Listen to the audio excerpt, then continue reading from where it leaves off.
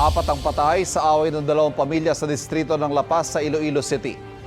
Babala mga kapuso, sensitibong video ang inyong mapapanood. Sa kuha ng CCTV, kitang magkakausap sa kalsada ng barangay San Isidro ang tatlong lalaki. Maya-maya, maririnig na nagtatalo na sila hanggang may ilang lalaking lumabas mula sa bahay. Tinulak na lalaki nakasando ang lalaki nagtangkang umawat hanggang sumugod ang lalaking nakaitim at hinampas ng kahoy ang nakasando.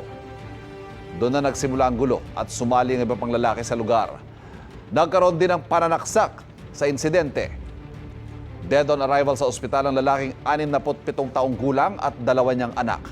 Nasawi rin ng 33 taong gulang na lalaki mula sa kabilang pamilya. Sugatan naman ang dalawa niyang kapatid. Ayon sa asawa ng nasawing senior citizen, transaksyon sa illegal na droga ang pinagmulan ng away. Itinuturo naman ng nakaalitang pamilya na ang kabila ang nagpasimuno sa gulo. Patuloy ang investigasyon sa insidente.